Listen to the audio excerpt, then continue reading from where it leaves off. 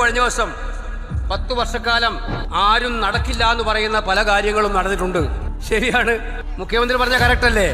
ശബരിമലയിലെ ശ്രീകോവിലിൽ അയ്യപ്പന്റെ ഈ സ്വർണം കട്ടുകൊണ്ടുപോകുന്ന ഒരു സാഹചര്യം സർക്കാരിന്റെ പിന്തുണയോടെ ഉണ്ടാകും നമ്മൾ ആരും കരുതിയോ? മുഖ്യമന്ത്രി പറഞ്ഞത് അതാണ്. അത്ഭുതങ്ങൾ നടത്തിയ പാർട്ടിയാണ്.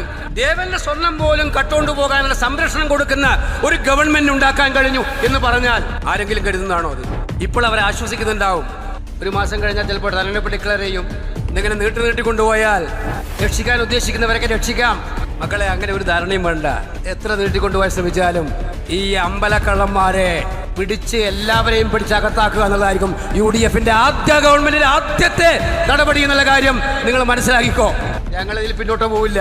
ഇതിനെ ഡൈവേർട്ട് ചെയ്യാൻ, കള്ളന്മാരെ രക്ഷിക്കാൻ നിങ്ങൾക്ക് പറയാവുന്നതല്ല നിങ്ങൾ പറഞ്ഞോ. പക്ഷെ ഈ നാടിനറിയാം ആരാണ് ശബരിമലയിലെ സ്വർണം കക്കാൻ നേതൃത്വം കൊടുത്തത്, ആരാണ് അവർക്ക് സഹായം കൊടുത്തത്, ആരാണ് അവരെ സംരക്ഷിക്കുന്നത്. ഈ കാര്യങ്ങൾ ഈ നാട്ടിലെ ജനങ്ങൾക്ക് എല്ലാവർക്കും അറിയാം. അവരുടെ പ്രതീക്ഷകൾക്കനുസരിച്ചുള്ള നടപടി ഉണ്ടാകും എന്നുള്ള കാര്യം സംശയമില്ല. ഇപ്പൊ രക്ഷപ്പെട്ടു എന്ന് ആരെങ്കിലും വിചാരിക്കുന്നുണ്ടെങ്കിൽ ആ പുതി അങ്ങ് മനസ്സിൽ വെച്ചാൽ മതി എന്നുള്ള കാര്യം വിനീതമായിട്ട് അവരെ ഓർമ്മിപ്പിക്കാൻ ഈ അവസരം വിനിയോഗിക്കുകയാണ്.